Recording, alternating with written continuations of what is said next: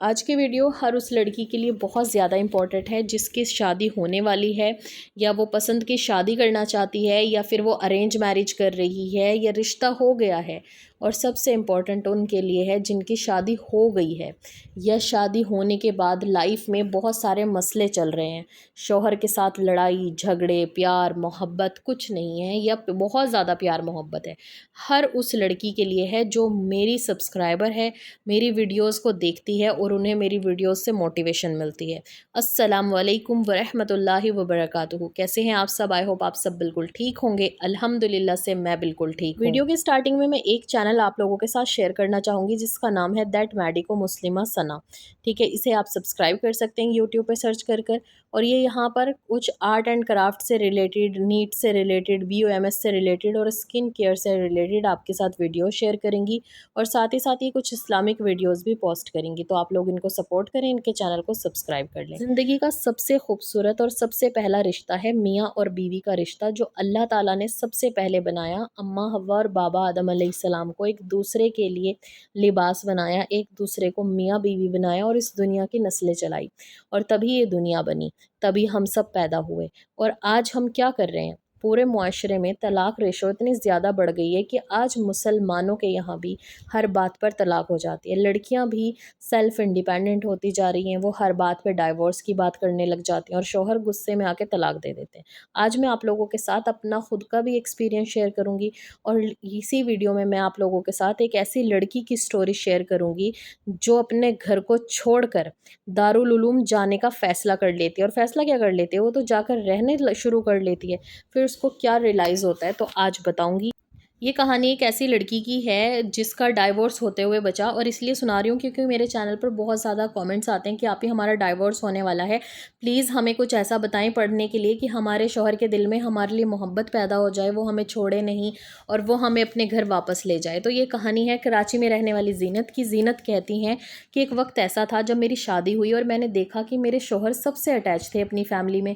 माँ और बहनों के तो बहुत ज़्यादा लाडले, और वो बहुत ज़्यादा टाइम स्पेंड करते थे अपनी अम्मी और अपनी सिस्टर्स के साथ। वो रूम में भी लेट आया करते थे। इस वजह से मुझे बहुत ज़्यादा चिढ़ और जलन होती थी कि ये सारा वक्त उनके साथ ही गुजारते हैं, उन्हें शॉपिंग करवाते हैं, वो मुझसे पूछते भी नहीं थे और अपनी अम्मी और अपनी बहनों को मार्केट ले जाया करते थे। तो यहाँ पर नोट करने वाली बात तो ये है कि अगर आपके भाई की शादी हो जाए और वो अपनी बीवी से बग़ैर इजाज़त के आपकी अम्मी और अपनी बहनों को कहीं बाहर लेकर जाए या आपको बाहर लेकर जाए, तब आप कैसा फ़ील करेंगी? आपको बहुत अच्छा फ़ील होगा। लेकिन अगर उसकी वाइफ़ इस चीज़ पे रिएक्ट करे तो आपकी अम्मी और आपको बहुत गुस्सा आएगा और दिल करेगा कि इसको उठा के घर से बाहर निकाल दें, हम अपने भाई से हम इसकी शादी करते ही नहीं। वही सेम चीज़ आपकी नंदे और आपकी सास भी आपके बारे में फ़ील कर सकती हैं। लेकिन यहाँ पर बात ये भी है कि आजकल मुआशरे में अगर बहू की 50% गलती है तो 50% सास और नंदों की भी होती है। कहीं नंदे अच्छी होती हैं तो सास बहुत ख़तरनाक होती है, और कहीं दोनों ही बिल्कुल इतने ज़्यादा ख़तरनाक होते हैं कि उनके दिल में रहम सिला रहम दिली होती नहीं है। वो दूसरे की बच्ची को लाकर ये सोचती हैं कि हमने तो इसके ऊपर बहुत बड़ा एहसान किया है, अपना बेटा इसे गिफ्ट कर दिया है। और एक बात हमेशा याद रखें कि कभी भी ना सास माँ नहीं बन सकती, चाहे हम कितनी भी कोशिश कर लें, और ना ही हम उनकी बेटियां बन सकती हैं। अगर वो हमें बेटी मान भी लें, अगर वो हमें काम बताएंगी या हमें कुछ बुरा भला कहेंगी तो हमें भी तो बुरा लगता है ना कि यार ये हर वक्त बोलती रहती है, ये काम ही बताती रहती है, इसको कोई और काम ही नहीं है। और हम अब यही बातें अपनी अम्मी के साथ शेयर करते हैं, है ना। ये कहानी जीनत की यहाँ से शुरू होती है कि उसको सास नंदों से प्रॉब्लम हुई, देवरानी जिठानियों से। शौहर का मिलना घुलना अपने परिवार के साथ बहुत बुरा लगता था, लेकिन शौहर अपनी बीवी से बहुत मोहब्बत करता था, इसीलिए शौहर ने बीवी को एक अलग घर लेकर दिया। अपनी फैमिली को लेकर अलग हुए, उनके 3 बच्चे हो गए, शादी 7 साल तक गुजर गई और माशाल्लाह से बहुत अच्छी फैमिली चल रही थी। फिर वो कहती हैं कि जब वो अपने शौहर के साथ हँसता-बसता घर परिवार अपना बसाकर चल रही थी, तो उनके घर पर मेहमान आ जाते हैं, जिसमें उसकी नंदे, देवरानी, जिठानियाँ सब होती हैं। वो रहने के लिए वेकेशंस पे उनके घर आते हैं और आकर कहती हैं कि चलो अभी हम कुछ दिन के लिए आपके यहाँ पर रहने के लिए आए हैं। तो वो कहते हैं मेरे शौहर बहुत ज़्यादा खुश हो जाते हैं, और वो अपने भाई के बच्चों से, बहनों के बच्चों से बहुत अटैच थे, बहुत प्यार और मोहब्बत करते हैं, क्योंकि उनके भाई-बहन बहुत बड़े थे, भतीजा-भतीजी भी बड़े थे। हँसी मज़ाक चलता है, खाना-पीना होता है और फिर हम पढ़कर सो जाते हैं। जब सुबह मेरी आँख खुलती खुलती है, मैं किचन में जाती हूँ तो मैं देखती हूँ कि नाश्ता बना हुआ है, सब कुछ पैक करके कोई लेके गया है और घर में एक भी इंसान मौजूद नहीं है, जिसमें कि मेरे शौहर भी शामिल थे। मैंने अपने शौहर को गुस्से में फ़ोन किया कि तुम कहाँ पर हो? तो उन्होंने बताया कि हम कराची में ही हैं और कोई पार्क का नाम लिया था, वहाँ पर हम पार्क में घूमने के लिए आए हैं। कह रही पहले तो मैंने बहुत लड़ाई की फ़ोन के ऊपर ही और मुझे बहुत गुस्सा चढ़ा कि ये मुझसे बगैर इजाज़त लिए कैसे जा सकते हैं या फिर ये मुझसे बिना पूछे अपनी फ़ैमिली के साथ कैसे चले गए। उसके बाद ये कहते हैं मुझे बहुत गुस्सा चढ़ा, ना मैंने नाश्ता किया, ना मैंने जो बच्चा मेरे पास था ना उसको कुछ खिलाया ना पिलाया और मुझे बहुत गुस्सा चढ़ा हुआ था। मैं इनको बार-बार कॉल कर रही थी और ये बार-बार मेरी कॉल को कट कर रहे थे। फिर इन्होंने अपनी सिस्टर्स को, अपने रिलेटिव्स को, अपने ही किसी रिश्तेदार के यहाँ पे छोड़ा और ये कहा कि शाम को मैं आपको लेने के लिए आ जाऊँगा, क्योंकि इनको पता था कि घर पर आज बहुत ज़्यादा लड़ाई होगी। तो ये अपनी फ़ैमिली के सामने मेरी, फिर भी देखें आप, इंसान अपनी फ़ैमिली के सामने इस औरत की इज़्ज़त रखना चाहता है कि मेरी बीवी बदनाम ना हो जाए। वो कहती हैं कि फिर भी मेरा शौहर आराम से घर पे आ गए और फ़ैमिली को नहीं लेकर आए कि अगर लड़ाई होगी तो फ़ैमिली को पता चल जाएगा कि मेरी वाइफ़ उनके बारे में क्या सोचती है। तो वो कहते हैं जब ये घर पर आए हमारी बहुत ज़्यादा लड़ाई हुई, लड़ाई इतनी ज़्यादा बढ़ गई कि हमने एक-दूसरे को बहुत बुरा-भला कहा। मेरे शौहर ने मुझ पर चिल्लाया और मैंने अपने शौहर पर चिल्लाया और मुझे बहुत गुस्सा चढ़ा कि ये कैसा शौहर है जो मेरे साथ बहस भी कर रहा है, गलती भी इसकी है। फिर मेरे शौहर ने कहा कि मैंने तुम्हें सिर्फ़ इसलिए नहीं उठाया था क्योंकि तुम थकी हुई थी, तुमने फ़ैमिली के लिए खाना बनाया था, घर के काम किए थे, बच्चों को भी देख रही थी, तो मुझे लगा कि तुम रेस्ट कर लोगी और तुम्हारे आस-पास कोई नहीं होगा तो तुम्हें सुकून भरी नींद आएगी और मैं इनको घुमाकर वापस भी ले आऊँगा। जब तक तुम उठोगी तब तक शाम हो चुकी होगी और हम अच्छा-सा कहीं डिनर करने के लिए चलेंगे। लेकिन मेरे दिमाग में एक भी चीज़ नहीं आ रही थी और मैं लड़ाई झगड़े करती जा रही थी और गुस्सा बहुत आ रहा था कि तुमने इतनी बड़ी हिम्मत करी कैसे? मैं उनको एक तरह का अपना गुलाम ट्रीट कर रही थी कि ये तो मेरा गुलाम है और ये तो मेरी हर बात मानेगा, तुमने मेरी बात क्यों नहीं मानी? जब औरतों को गुस्सा आता है वो ऐसे ही करती है ना, वो कहती है मैंने डाइवोर्स की बात भी की, मैंने गुस्से में पता नहीं कितना बुरा-भला कहा, गाली-गलौच हुई, फिर उसके बाद ये कहते हैं मुझे इतना गुस्सा आया कि मेरे हस्बैंड पढ़कर सो गए कि शांत हो जाएगी, शायद सुबह तक सब कुछ ठीक हो जाएगा। लेकिन ये गुस्सा मेरा रुकने वाला नहीं था। मैंने ये बात अपनी दोस्त के साथ शेयर की और अपनी दोस्त को पूरा मसला बताया। उसने कहा कि ये तो तेरी इज़्ज़त ही नहीं करता, तू तो इतनी अच्छी लड़की है, पता नहीं तू तो कहाँ फँस गई है और तुझे इस इंसान के साथ शादी नहीं करनी चाहिए थी। पहले तेरी सास-नंदों ने तुझ पे ज़ुल्म किया, अब ये भी ऐसे ही हो गया और तेरा यहाँ तक पीछा नहीं छोड़ रही। तुझे ऐसे इंसान को ना छोड़ देना चाहिए। तो 2-3 दिन तक इससे अलग हो जा, ताकि ना इसको समझ आए और इसको अकल आ जाए कि ये कितना बुरा इंसान है और फैमिली के बिना इसका गुज़ारा नहीं है। तो वो कहती है कि मेरा मायका बहुत दूर था, लेकिन मायके से मुझे सपोर्ट भी नहीं था, क्योंकि आपको पता ही है कि आजकल कोई भी किसी को अपने घर नहीं रखना चाहता, ख़ासकर बच्चों के साथ। जब तक माँ-बाप होते हैं तो वो भी 1% होता है, लेकिन फिर माँ-बाप भी गुस्से में कहते हैं कि अगर इतनी अच्छी होती तो अपने शौहर का घर क्यों छोड़ कर आती? अपने शौहर को अच्छा खासा बर्बाद कर दिया, छोड़कर आ गई हो। फिर ससुराल में भी आकर, सॉरी, मायके में भी आकर ताने मिलते हैं। जब वो मायका हमारी भाभियों का ससुराल हो जाता है तो वो कहती है इस डर से मैं अपने घर भी नहीं गई और बस मैंने दारुल उलूम जाने का फ़ैसला कर लिया। मैंने अपने बच्चों को लिया, अपना बैग पैक किया और जब मेरे हस्बैंड उन मेहमानों को लेने के लिए गए तो मैंने टैक्सी करवाई, क्योंकि मेरे पास अल्हम्दुलिल्लाह पैसे भी थे, सब कुछ था। बस मैंने अपने घर को लॉक भी कर दिया, सब कुछ कर दिया और मैं वहाँ से निकल गई और मैंने दारुल उलूम का रास्ता तय किया जो 1.5 घंटे से मेरे घर की दूरी पे था। मैंने ऑनलाइन सारी इन्फॉर्मेशन निकाली थी। फिर उन्होंने मुझे अपने ऑफ़िस में बिठाया, मुझसे बहुत सारी पूछताछ की। उन्होंने मुझे दोपहर के 3 बजे से लेकर रात के 8 बजे तक अपने ऑफ़िस में रखा, पूछताछें होती रही, रजिस्ट्रेशन हुआ। फिर उनकी एक गाड़ी है जो रात को वहाँ आए हुए लड़कियों को, लोगों, औरतों को वहाँ से लेकर जाती है। फिर वो मुझे दारुल उलूम लेकर गए। जैसे ही मैंने दारुल उलूम का सफ़र तय किया तो मुझे वहाँ से चीखें, पुकार, औरतों के रोने की आवाज़, कोई औरत रो रही है, कोई औरत अपने बाल फाड़ रही है, कोई कुछ कर रही है, कोई कुछ कर रही है। और फिर मुझे एक जगह दिखाई गई कि अगर तुम्हें ज़्यादा डिप्रेशन हो, एंग्ज़ायटी हो, तो ये रूम स्पेशल इस चीज़ के लिए है कि तुम यहाँ आकर रो सकती हो, चिल्ला सकती हो, अल्लाह ताला से अपने दिल की बात कर सकती हो। और वहाँ पर कुछ औरतें रो रही थी, चिल्ला रही थी और अल्लाह ताला से कह रही थी कि अल्लाह तू मेरे गुनाहों को माफ़ कर दे, मैंने गलती कर दी, मैंने अपना घर छोड़ दिया, अल्लाह तू माफ़ करने वाला है। इस तरीके से औरतें चिल्ला रही थी और अपने गुनाहों की माफ़ी माँग रही थी। वो कहते हैं मैं कुछ ऐसी लड़कियों से मिली जिन्होंने मोहब्बत के चलते अपने घर को छोड़ा था, फिर घर वालों ने उनको अपनाया नहीं। कुछ औरतें ऐसी थी जो अपने शौहर पे शक करती थी, फिर शौहर ने तलाक दे दी। तो वो वहाँ आ गई, कुछ मेरी तरह भी थी जिन्होंने गुस्से में अपने घर छोड़े थे। बाद में शौहर ने घर में एंट्री करने की इजाज़त ही नहीं दी। इस तरीके से वो कहती हैं कि मैंने देखा और मेरा दिल घबराने लगा। नेक्स्ट डे वहाँ पर लोग खाना बाँटने के लिए आए, तो मैंने लोगों को भागते हुए देखा।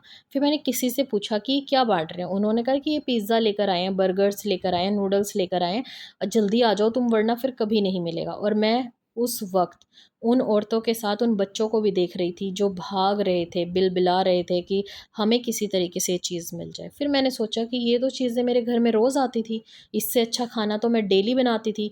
जब भी अपने शौहर से फ़रमाइश करती थी तो वो लेकर आते थे, और मैंने ये क्या कर दिया, मैं दारुल उलूम में आ गई। मैंने तो अपने बच्चों की ज़िंदगी बर्बाद कर दी, मेरे बच्चे तो कल मेरे रहेंगे ही नहीं, ये तो मुझसे दूर हो जाएँगे, ये मैंने क्या किया? फिर वो कहती है मैं रोई-धोई, और मैंने बहुत मुश्किल से जो वहाँ के ओनर थे उनसे बात करने की कोशिश की, उनके पैर पकड़े और कहा कि मैं ही गलत हूँ, मैं ही लड़ती थी, मेरे शौहर बहुत अच्छे हैं, मैं ही गलत हूँ। वो कहती हैं 3 दिन मैं दारुल उलूम में रही हूँ, वहाँ पे कोई औरत थी, मैंने उसके साथ अपनी पूरी स्टोरी शेयर की, उसने मेरी हेल्प की, उसने आगे फ़ोन किया। फिर उन्होंने मेरे शौहर को कॉल की, शौहर को बुलाया, शौहर से बताया कि तुम्हारे बच्चे और तुम्हारी बीवी यहाँ पर हैं। शौहर भी बहुत परेशान थे, उनकी फैमिली वाले सब, क्योंकि कहीं भी मेरा अता-पता नहीं था, तो इस वजह से फिर शौहर आते हैं, शौहर मेरे से बात करते हैं कि तुमने इतना बड़ा फ़ैसला ले लिया, ये सिला दिया तुमने मेरी मोहब्बत का, क्या दूसरों के लिए अगर मैं कुछ कर दूँ तो वो इतना बुरा लगा तुम्हें कि तुम मेरे बच्चे लेकर दारुल उलूम में आ गई, उनके बाप के जीते जी, अगर तुम्हें आना ही था तो तुम अकेली आती, मेरी औलाद क्यों लेकर आई?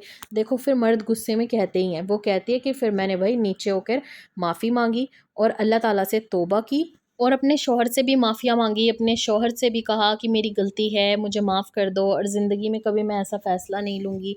तो वो कहती है कि जब मेरे शौहर से मेरी कोई भी लड़ाई होती थी छोटी-सी बात पर, तो मैं अपनी अम्मी को अपनी बहनों के साथ शेयर करती थी, और अगर अम्मी और बहनें ना हों तो मैं अपनी दोस्त के साथ शेयर कर लिया करती थी। वो लोग जो भी मुझे कहते थे वो चीज़ें मैं फ़ॉलो करती थी, या ये समझ लें कि उनकी बातें मेरे दिल पर घर कर जाती थी, और ये हमारा लड़ाइयों का सिलसिला चलता रहता था, और ये फ़ैमिली से नफ़रत करना, ये भी कहीं न कहीं मैंने अपनी फ़ैमिली में अपने अम्मी-अब्बू के रिश्ते में ही देखा था।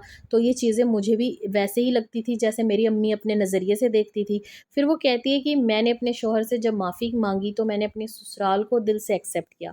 उनकी छोटी-छोटी बातों को इग्नोर किया, और वो कहते हैं अल्हम्दुलिल्लाह आज तो 14 से 15 साल हो गए हैं शादी को, जिससे कि मेरी शादी बहुत अच्छी चल रही है। मेरे माशाल्लाह बच्चे बड़े हो गए हैं, इनका स्कूल, घर सब कुछ, हर चीज़ है मेरे पास, और मैंने अपनी गलती से ये सीखा कि अगर अपने शौहर की फ़ैमिली की भी हम उसी तरीके से इज़्ज़त कर लें जिस तरीके से हम अपनी फ़ैमिली की करते हैं, तो वो घर जन्नत बन जाता है। और जब हमारा शौहर हमारे लिए इतनी नेमतें लेकर आता है, कमाता है, पूरा दिन मेहनत करता है और हमारे लिए हमें हर चीज़ प्रोवाइड करता है, सिर्फ़ हम उसके बच्चों की देखभाल करते हैं, जिसमें कि उसके बच्चे हमसे ज़्यादा अटैच होते हैं अपने शौहर से। शौहर पूरे ज़िंदगी कमाता रहता है और बच्चों की परवरिश माँ करती है, और माँ से ही वो ज़्यादा अटैच हो जाते हैं। जब बच्चों की कमाने की बारी आती है, ज़्यादातर बच्चे अपनी माँ को पेमेंट ला कर देते हैं, अपने पापा को नहीं। इस स्टोरी से आपको ये सीखना चाहिए कि हमें अपने गुस्से पर कंट्रोल करना है। जब सास और नंदों का रवैया हमें पता चल जाए कि हमारे साथ कैसा है, उसको इग्नोर करें टोटली। आपके लिए आपकी लाइफ में सिर्फ़ आपका शौहर है, और शौहर की इज़्ज़त और उसकी मोहब्बत के चलते उसकी माँ और बहनों को भी इज़्ज़त दे दो। कोई फ़र्क नहीं पड़ता कि कोई हमारे साथ कैसा बिहेव कर रहा है। बहुत सारे लोगों के साथ बहुत ज़्यादा गलत होता है, लेकिन जिन लोगों के साथ थोड़ा कम होता है या मैनेजेबल है, सहने लायक है, उन लोगों को ये चीज़ें करनी चाहिए। इग्नोर करें, प्यार मोहब्बत से रहने की कोशिश करें।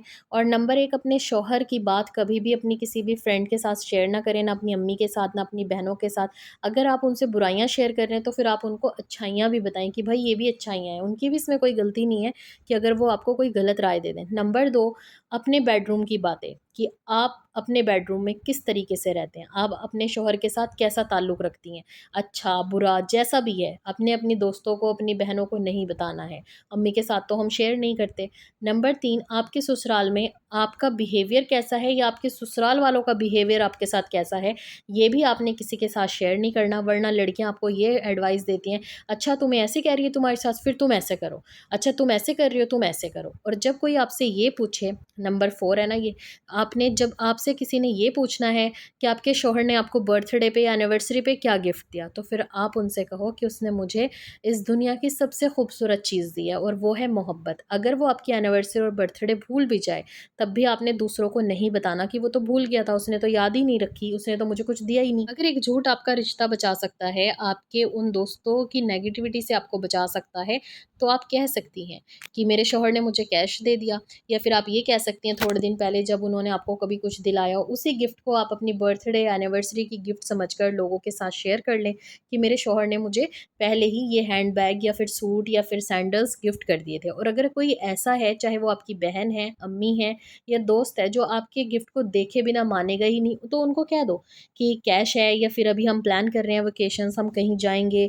इस तरीके से उस बात को टाल दो। कभी भी अपने शौहर की बुराई अपनी बहनों से, अपनी अम्मी से और अपने दोस्तों से मत करो। आप एक बुराई करेंगी, वो आपको उसमें 4 बुराइयाँ और ढूँढ कर बताएँगी।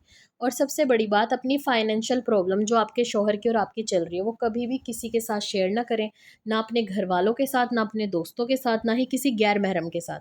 ऐसा होता है कि लोग आपको आपके शौहर के खिलाफ भड़काना शुरू कर देते हैं, जिससे औरतें ये करती हैं कि उनको ऐसा लगता है कि वाक़ई ये सही कह रहे हैं और मैं ही गलत हूँ। ठीक है? तो इन चीज़ों पे आपने बहुत ज़्यादा फ़ोकस करना है, बहुत ज़्यादा ध्यान रखना है।